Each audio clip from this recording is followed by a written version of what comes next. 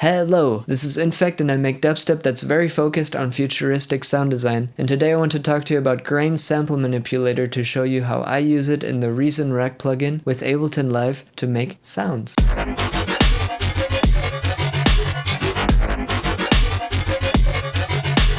Grain is one of my favorite granular synthesizers because it's so versatile with its different grain modes and with how easy it is to automate it in Ableton Live, so let's get right into it. So first, when we open Grain Sample Manipulator, because this is a granular synthesizer, we need to actually import something into it, like a sample. And for that, I will use something from my Splice sample pack. This is a bass that I made in Maelstrom before, so we can just drag that onto here right from Ableton Live, which is pretty nice. Then first of all, we can select our grain window here, so within which window we want Grain to actually take the grains. So here we can set the size. If we just wanted to go between these two, then we can select that, or we can select the whole sample, which I like to do. And in terms of like what to import, I would say to make bass sounds, obviously starting with a bass sound is pretty good. Something that has like a pretty full presence across the frequency range. So ideally something that has a good amount of low end already in it as well. So this sound is pretty ideal for that because it's pretty flat across the frequency range. It's just going to come down to really experimenting a lot with what works for you. You can basically import anything, like it can be a drum loop, can be a bass sound, can be whatever, and you can make all kinds of sounds with it. And to me, that's what's so interesting about granular synthesis as well, is that you can get so many vastly different results based on just what you import.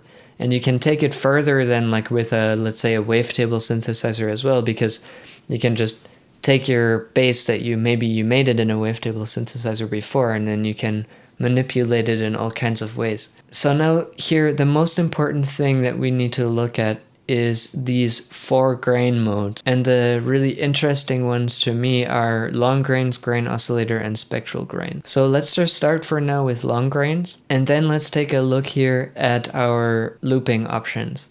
So by default, we have the forward loop selected. If we put some MIDI notes down so that it actually plays something, I'm just gonna open the MIDI clip here, put some notes on C3. So when you play your notes on C3, that's when it actually plays the sound back on the pitch that the original sample is on. So I'll just put some notes like this. And then back in here, if we look at here, this blue arrow that plays at the top, we can see where it's taking the grains from. So the way that the granular synthesizer works is it slices up your sample and takes little grains from different positions in the sample. And with the forward loop, it just basically scans through, and then once it arrives here at this end position, then it starts over at the start position, so at the green flag. So let's say if we set it up like this, then it starts at the green flag and then ends at the red and starts over again at the green. So that's a forward loop. Now there are some other options as well. My favorite is forward loop and freeze. I'll be showing you some techniques for freeze later because that's actually my favorite mode because that gives me a lot of control. But so for now we'll leave it on forward loop, and then we'll look at the speed. And the speed is basically how fast it should scan through. At 100% right now you could hear it sounds pretty much exactly like the original sample, but when we speed it up, it goes through faster.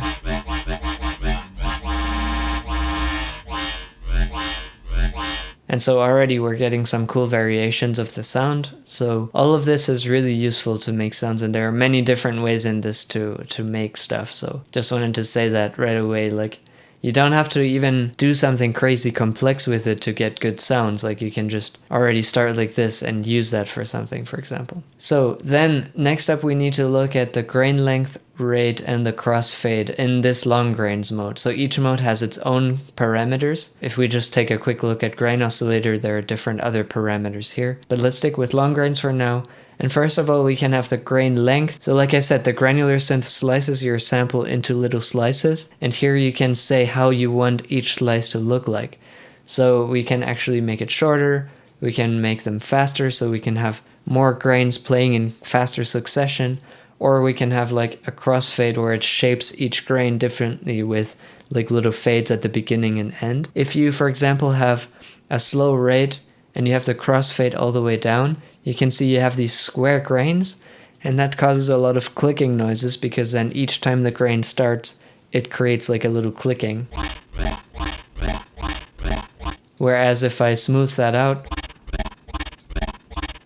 then the clicking noise is gone. So now we can set the length so that it like overlaps maybe a bit, and we can play around with that. So with granular synthesizers, it's always about experimenting and playing around with the controls until you get something good. And oftentimes I don't get anything good for a long time, but then when I get to the point where it does sound good, that's when all the messing around will have been worth it. So here, I'll just play with this a bit and you can watch.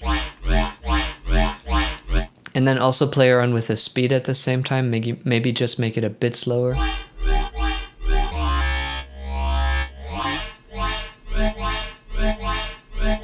So that's a pretty cool sound. Right away now, what we can do to get a bit more out of the sound, a bit more energy, we can add some OTT onto this. So I'll just grab the OTT preset, and I like to use it in a little bit of a modified way just so that it's not quite as intense.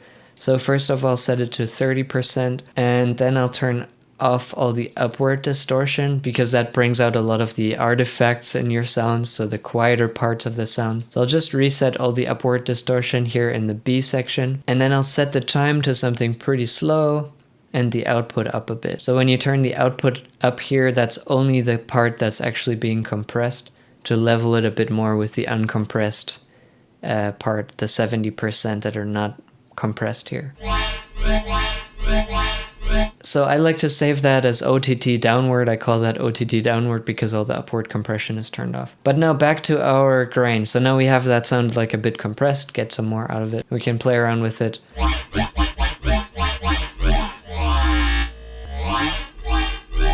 One thing that I like to do quite a lot is I love to automate stuff in grain. So in Ableton Live, I'll use the automation curves to automate stuff in grain, and that's really, really sick actually. About the Reason Rack in general, it's really cool that you can just automate basically anything, and that was one of the factors for me that when I got the Reason Rack, I got really excited about that because I love automation and I love working with it. So the fact that it's so easy to do is really awesome. So I can just, for example, if I open my automations here in Ableton, I can just mess with this knob a bit and then it shows up over here.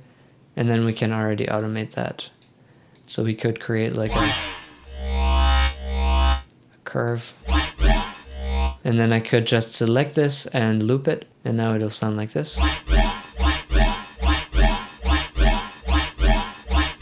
And there we already have like a really cool modification of the original sound that you can't really get any other way than with a granular synthesizer. And you didn't even need to touch like any of the envelopes or the matrix. So really sweet. Then I would say at this point it would help to have a basic drum pattern. So I'm just gonna set up a really basic drum pattern to kind of get an idea of the flow. So I'll go into my sample pack again and I'll just grab a kick,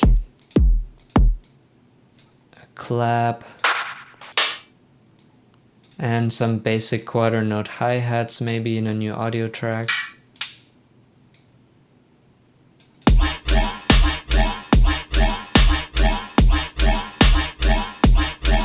So there we go. Now we can mess with the speed a bit more and kind of get the flow right. So that's pretty cool now. So I can just, for example, take this.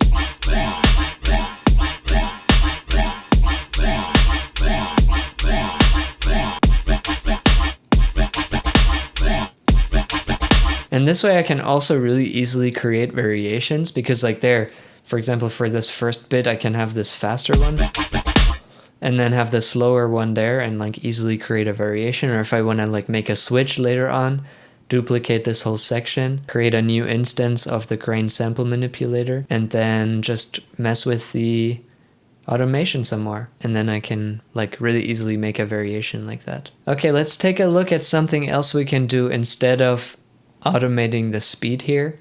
So like I said, I also really like the freeze mode. So if we set it to this and then actually automate here our start position. So this one is not quite as easy to automate here because it says as you move it, it actually shows the display Y position over here instead of the init position. So what we have to do is to click on configure over here on the Reason Rack plugin and then move this. And then you can see that you get these 3 parameters here, display Y, gate, and the grain position, and that is the one that we want. So if we move that now, you can see that now we can just automate that as we like. And to make this whole thing a bit cleaner, what you could also do if you wanted to, you can group this, go to your macros, and then link the position to a macro. So then you can just automate this knob here. So we can call this position, hide all the other ones if you have Live 11. Really nice. And then we can automate that. So now we can create our own custom movement through the sample essentially. So in this case, when we're actually manually automating the position, I would set the speed all the way up. So we're gonna remove our speed automation here, set the speed all the way up, because essentially the speed parameter over here is kind of like inertia. When you move the position around, basically it doesn't immediately jump to the position if you have the speed a bit slower, but if you have it all the way up, then it jumps faster. So I would usually set that all the way up. And now we can automate that, and we can like this.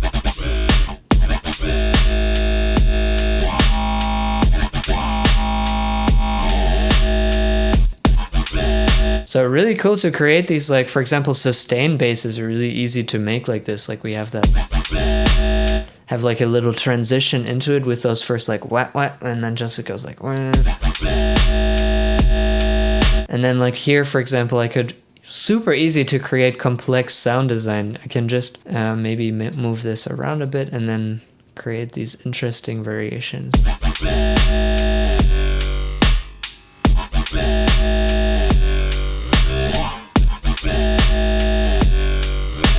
And yeah, you can tell, like, you can make a lot of good stuff from this just with that. And you can also automate some of these other parameters. Like you could automate the rate now, and I can take that and like maybe make them a bit slower down here.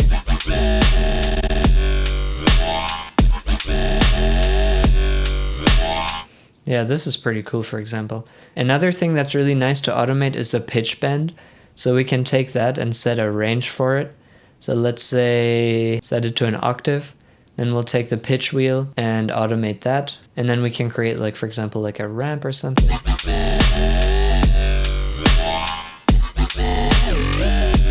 We can go crazy with that too.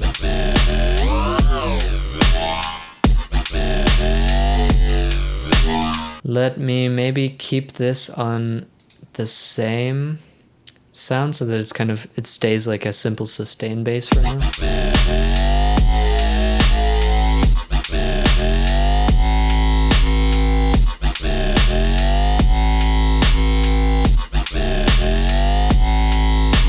And yeah, we can create these like rising sustain basses just with a bit of pitch. Really interesting. Tons of possibilities. Then another thing, let's look at some of these other modes, because long grains is not the only one.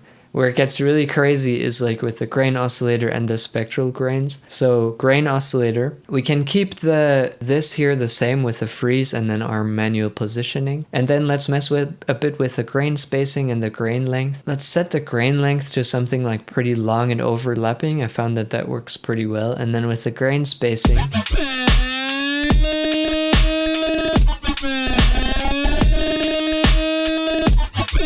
you can hear as I mess with this, you get this like weird stepped sound. And sometimes that's really cool, especially when you have this on like a lower octave. So with the pitch here, especially on the grain oscillator mode, it's interesting to mess with.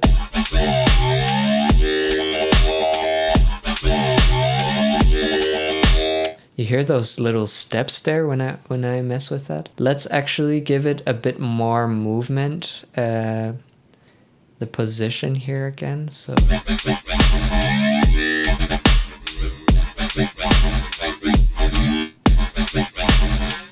And I'll just play with this a bit to find something that works.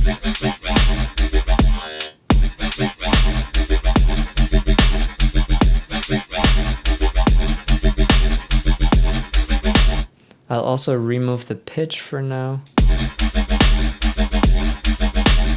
So that's a pretty good curve. I'll remove some of these other automations. Okay, so now let's play with the grain spacing some more.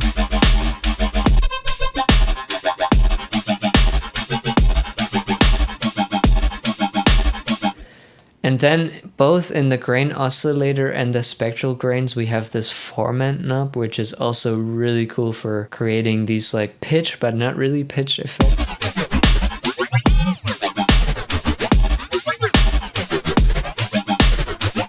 So for example, what I like to do with that, because I'm really into like robotic type of sounds, so this like kind of a ramp in that is kind of like almost like a startup, like a robot starting up or something.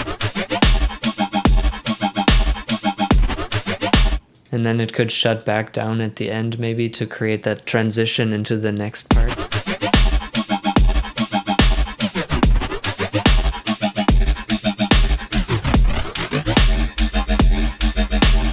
So there you have it, like really nice, really cool sound right away just from the same bass sound. And that's what I mean. That's why I love grain so much, is these three different modes give you such a big range of different sounds that you can get, and it's so much fun to mess with. You can like import so many different sounds and get cool results. So let's look at the spectral grains mode here at the end. And with this mode, it tends to make your sounds a bit more washed out sounding. So I find that that really works well for like layered basses, for example. So kind of more this wider sound. What we can do here that I find interesting, first of all, the formant is pretty cool. Then we can also mess with the FFT size and these two parameters. So filter and snap snaps the frequencies more to a certain range where they become more tonal, like more on the note that you have your MIDI notes on. So in this case, if we would actually set the note on whatever the target should be. So like, let's say if we want the sound to be on F, then we would set it to F, and then we can set the snap so that it kind of snaps all the frequencies more to F.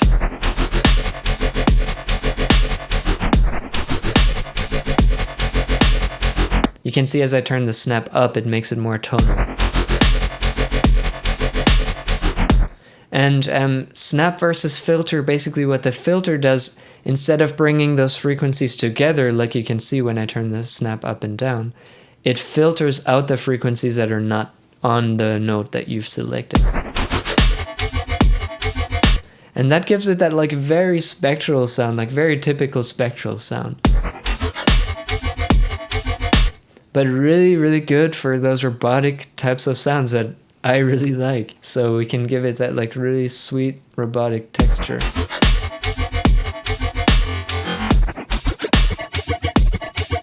Now with the FFT size, with the lower size, it almost sounds like a low quality MP3. So I find that 66.7%, like the third option here, works well. And then again, we can go and automate, for example, our pitch wheel.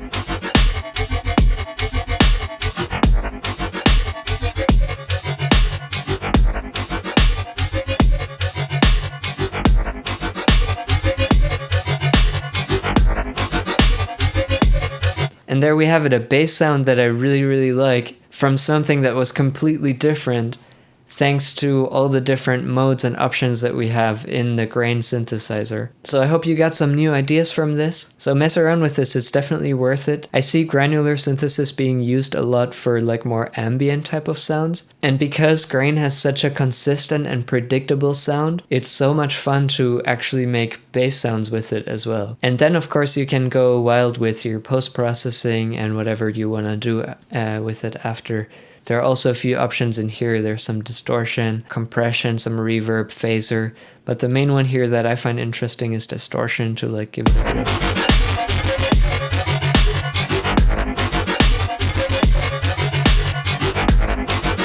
give it a bit of grit, you know. So yeah, check it out, have fun with it. If you're familiar with the envelopes and the modulation, you can of course also use that. But here, I'm personally a big fan of automating things in live.